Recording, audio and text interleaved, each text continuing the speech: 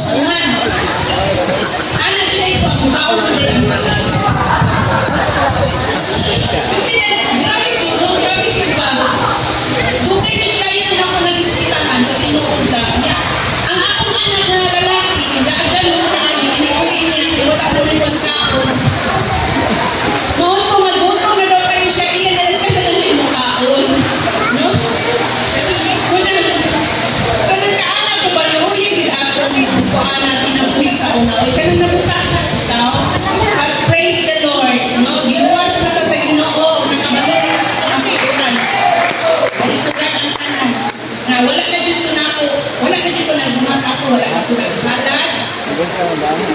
O bisan pa man ano sa kanang ano dito mag-ampuran na kanang malita pa, biyahin ko, dili na dyan na siya kamayan. Kaya delikado kaayo na siya. Mas may pag mag-amput ka sa Ginoo, ay kubagag mo ka mga. Diba? Kung kasi mag-amputaan na nila, delikado kaayo na ng pitaan na nila, nagabalog yun ka, na ang yawa. No? Kaya alam din tayo, pantay din na sila. Kasi inunakan ko sa ating baba. Sila, naay, manangpita ako mga nangamatay. Magbilagong inundayin ka, bilagwan ko sa akong baba, sa akong mama. Yung binigay ay ang yawag ni ay. So nakuanta ka ng matimbungan ka. No? Munay ko ano na isulong ba, magigilid ka magpalibog sa yawa. Sa paling ang pulo wala na. Nagsulti na wala na sila yung hibaluan. Kung hindi na lang sila makalulo. Hindi na sila makalulo. Kung hindi na lang sila tawagon. Wala na sila yung mapaabot na ganti. Noon yung madawat gikan sa kalibutan. Kaya patay naman na sila. Mas maayo pa kita. Makadawat pa tao ganti o magtinunanay na kita mga lagad sa Ginoo. Makadawat tao ganti. No, labi na o mamuhat ta. Magsanyaw sa pulong sa Ginoo. No? Kaya kita dili man yung sila na giwas na sa Ginoo. Naman katuyuan. Kung isang asa ka, ibutang, gamiton dyan nato na atong baba.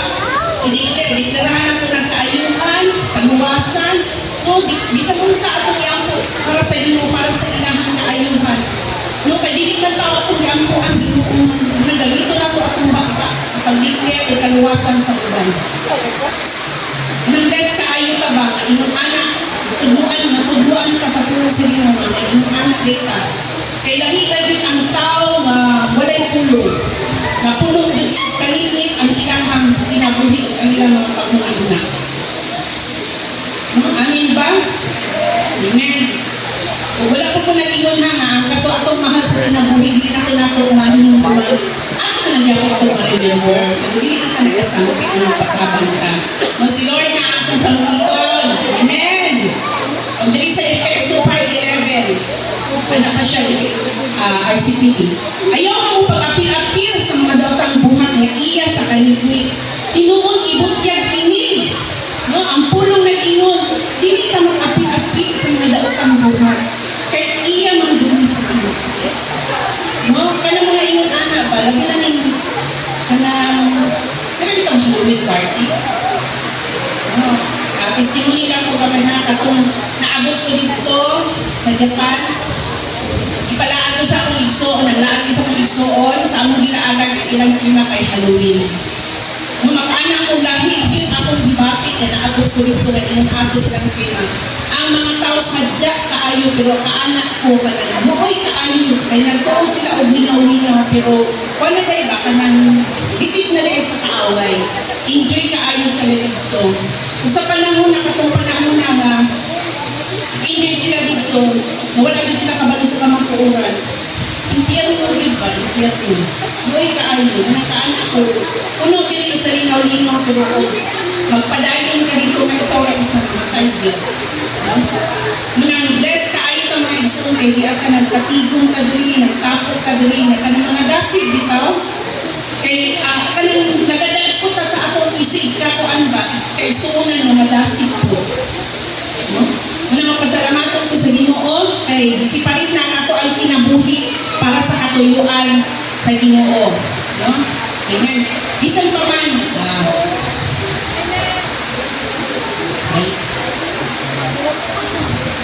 bisan pa Bisan pa bitaw atong mga kuan kana bitaw atong mga bata papilo na to alang mga treat to treat no para sa to para sa ilahan normal lang pero sa tinuod lang dili good naga-invite din sila og mga kanang mga evil spirit no di ka na mga ingon anak ng kanang mga party mga demonic party dili gyud nagasampit na sila og mga iya sa kanitnit unang dili gyud ta magsabay-sabay ana kasi sa ako alam ni magpa-picture para sa ko ni magpa-picture dili kay kumbaga og mag-ingon anak ambit ba sa ilang kasadya mahimo dili ito ka mag-apil-apil tapos kaya na basta mga inaraw panahon na bitaw kalagkala no hindi na dito mo apil anak ibang ko naman kasi dulo amen karon ang atong kinabuhi iyan naman sa kahaya mao dili na ta mo apil sa ilahang party kaya naman ato ang party every Sunday ilang party kada kalagkala na ato party diri every Sunday amen ba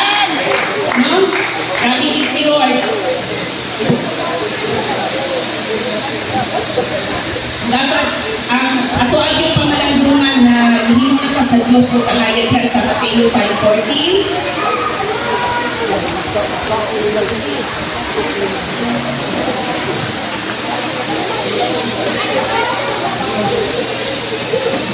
sama ka mo sa suga na naghatag o kahayag sa mga tao sa kalibutan. Kung dili kayo matago, sama sa syudad na nahintang sa ibabaw sa buto. At mga pamalandungan ba sa ako ibalik sa ako ang kinabuhi pa nga. Sa una, akong kinabuhi puno sa kanitngit. Giluwas ko sa Ginoo. Motong kadto nga mga buhat sa una, apil-apil ko anang pag-ampo dito sa interior, apil-apil ko anang ulog-luan ang picture ita, mabina. Pero giluwas naman ka. No? Tapos gan, dalinghas ka. Nag-ibang kumata sa Ginoo, mahimo na dito ang kahayag sa ato ang isig katao. No? Inay mo katapag, kahayag ka. Ang kahayag na dihatag sa Ginoo sa tuanan, pasabot kini sa atong pagtuo yakang Kristo uban ang gugma buhat na matarong dihat na ito makita ba epektibo ba ang kaluwasan na dihatag ni Kristo Jesu sa atong kinabuhi kung nagkinabuhi yuta nga mahimaya ang Ginoo na mapasalamaton kayo ko nga sa sige na itong apilo Bible study ayaw yun inyo sa kaya dihat yun minitubo Bible study, mga fellowship, ayaw din na ninyo kanang aksili o mahimo. Nang ibutan sa ninyo mga busy diya sa balay kay mabalikan na ng hapon na. Pero ang pagpaminaw sa pulong sa Ginoo, mao din na siya makakatuto sa atong espirituhano nga pagkinabuhi. Diba? Mahimaya ang Ginoo. First na lang. Usas 3, verse 2, isentro ninyo ang inyong mga huna-huna sa mga butang na langit mo. Dili sa mga butang ninyo. Amen? Inag-ingon ang pulong, isentro na ito ang atong huna-huna sa mga langit mo. Magkinabuhi ka, spiritual. Kaya na ito ang mga butang, mga buhat na dili makapahimaya sa Ginoo.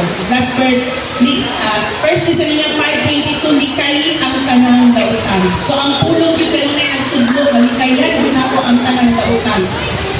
Kaya kung magpadayon tanga magsigi o balik-balik sa dautan, sayang tayo ang itong pagpangalagad sa Ginoo ba?